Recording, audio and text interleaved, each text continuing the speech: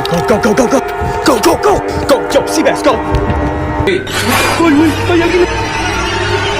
We're using an app called Randonauting. Adventure YouTuber Steve Ronan is no stranger to the eerie and unexplained, but even he warns viewers not to take Randonautica lightly.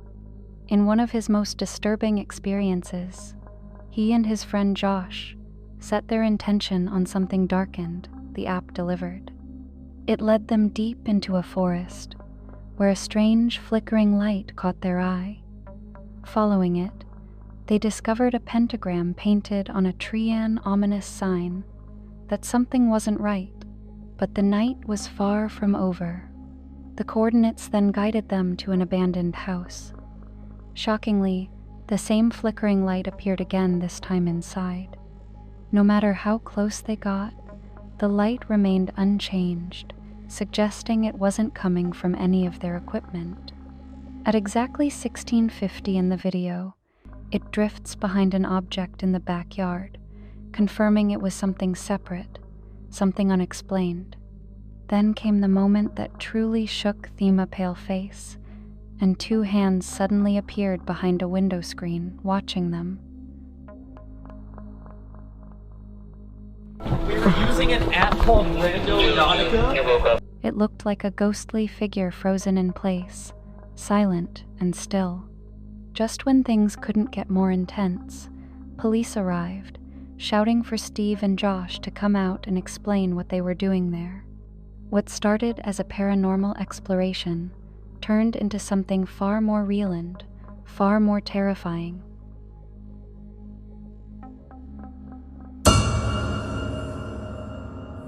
This series of chilling videos was uploaded by a TikTok user known as PT, or PT Poppy.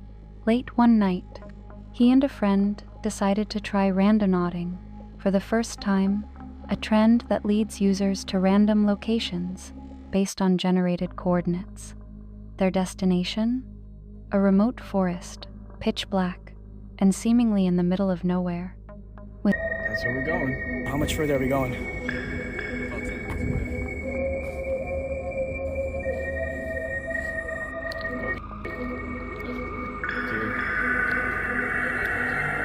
Dude, let's go.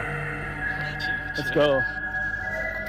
With only flashlights to guide them, the two got out of the car and followed the path toward the point. What they found was far from ordinary. Even after spotting crime scene tape hanging between the trees, they kept going, their curiosity outweighing their caution.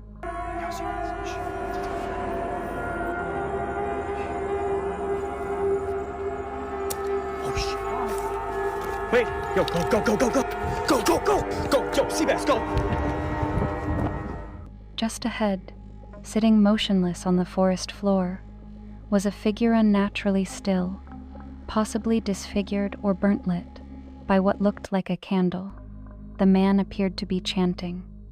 That was enough. In a flash, panic took over. PT caught a glimpse of the figure and ran. On his TikTok, he later called it the creepiest experience of his life. And watching the footage, it's hard to disagree. A group of young Spanish men, known on YouTube as Noera Squad, are known for exploring abandoned houses and forgotten buildings. In one of their more unsettling videos, the group set out on a randonauting mission that led them to an old, crumbling house deep in the countryside. After receiving their coordinates from the app, they followed the path until they arrived at the location. Once inside, everything seemed normal, quiet, dusty, and abandoned. Henry wasn't there.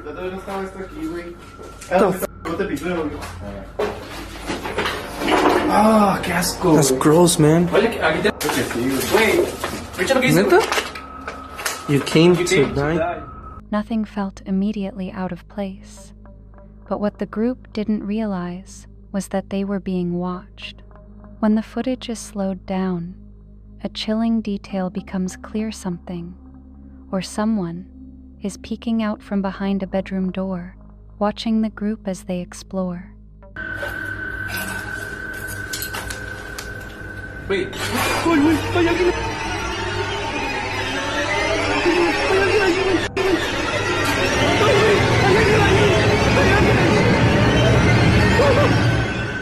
It's quick, subtle, but unmistakable.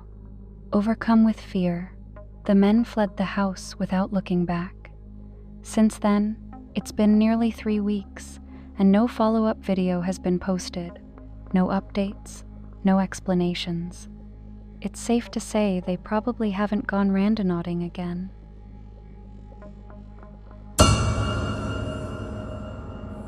Eric Gunner is a well-known YouTuber from Mexico, recognized for his eerie explorations of paranormal hotspots and abandoned places, and this video is no exception. In the early hours of the morning, Eric and a couple of his friends decided to try randonauting, letting an app guide them to a random location. The location felt off from the start, dark, empty, and strangely quiet. Once they realized the destination point was inside one of the abandoned buildings, they climbed over a fence and began exploring. At first, it was just typical decay-rusted walls, broken windows, debris on the ground. But then, they found something deeply disturbing.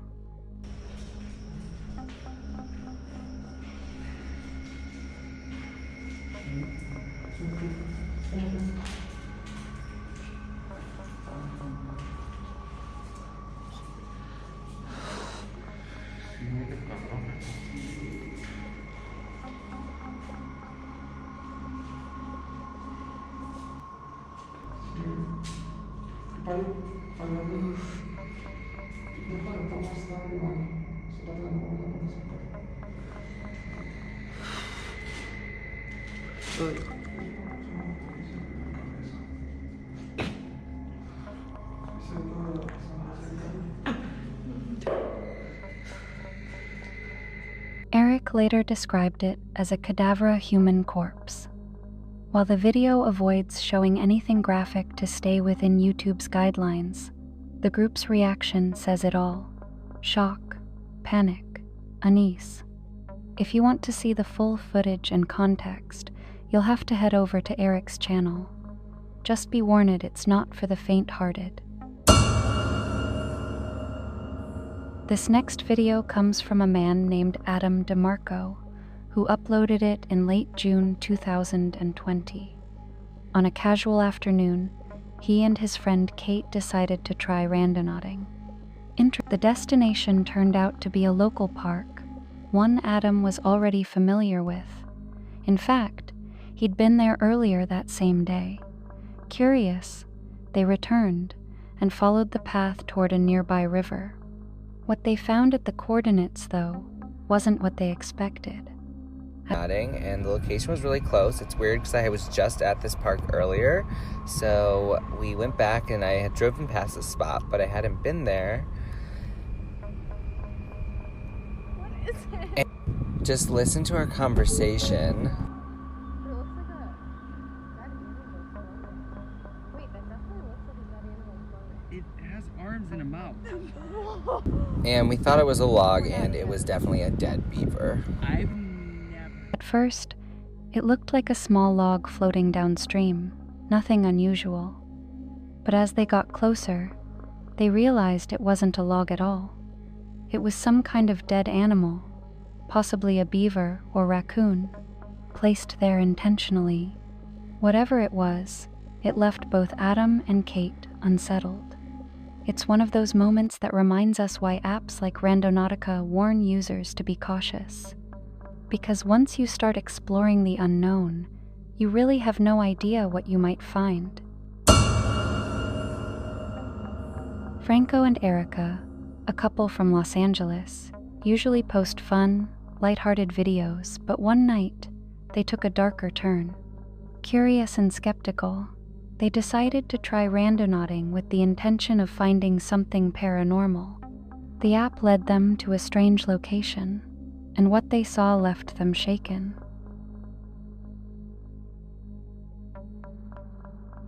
girlfriend and I decided to go randonauting at midnight, and we wanted to manifest ghosts because we don't believe in them. And this is where it brought us.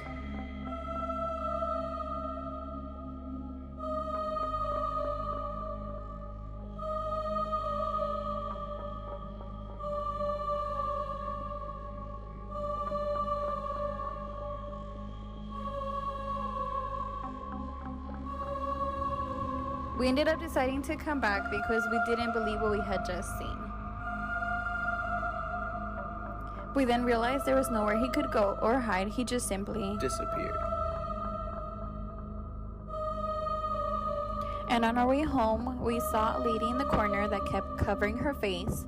She also had a black suitcase that we had seen in previous videos. They claimed to witness a figure that vanished without a Tricino place to hide, no clear exit. It simply disappeared. On their way home, things got even stranger. They spotted a woman standing in a corner, covering her face, holding a black suitcase similar to ones seen in other randonauting clips. Later, driving through a narrow alley, they turned off their headlights for effect. That's when it happened. A dark figure crossed in front of them, brief, silent, and deeply unsettling. Was it just a person? Or something paranormal? Perhaps a shadow entity? That's for you to decide. But with Randonautica, it's never just coincidence. Joe and Rob, the duo behind the YouTube channel Urban Ghosts Urban Exploration, are known for their gripping journeys through abandoned buildings and their deep-rooted curiosity about the paranormal. Recently, they've added Randonautica to their list of tools, using the app to venture into places they likely would have never found on their own. In one particularly chilling episode, Joe sets out alone after using the app with the intention of being led to something haunted. It just seems like really ominous here. I can't really put my finger on. What was that? That's a bird now, but oh my gosh, you guys had to have heard that. Before that bird, there was something like... From the moment he arrives, there's an overwhelming sense of unease. As Joe begins filming, explaining the eerie atmosphere of the location, a heavy gate nearby appears to shift on its own. Startled, he moves in to investigate, camera in hand, but finds nothing out of the ordinary. He laughs it off, though his nervous energy is hard to miss. There's an abandoned building right here, and there's this gate. Oh, wow. What was that? There's nothing back here. Still unsettled, Joe moves deeper into the site. Surrounded by decaying structures and silence, he pauses to say a quick prayer before opening the necrophonic APA device often used in spirit communication. What comes through the speaker is distorted and unclear. I still don't know what this is saying. I thought I heard devil. The fence! What about the fence? What about the fence? Run. Devil. Fence. Then, unmistakably, run. That's when the tension spikes. Faint whispers echo from the trees. Joe hears what sounds like footsteps creeping up behind him. He spins around, flashlight scanning, but again, no one is there. At that point, he decides to leave. In the video's description, Joe hints that this might be his last time doing Randonautica alone, and after watching, it's easy to understand why. When you're out there by yourself, you don't just face haunted places, you face the unknown. And sometimes, it feels like the unknown is watching you. If you ever decide to try Randonautica, most people recommend going during the day for better visibility and a greater sense of safety. Thankfully, musician Lissi followed that advice. She went out while it was still light and brought a friend along for the experience. That decision turned out to be a smart one. When they arrived at the coordinates, they were startled to hear eerie, chant-like sounds coming from one of the nearby buildings. What made it even more unsettling was the setting, a remote area surrounded by what looked like completely abandoned structures. I feel like they're doing a ritual.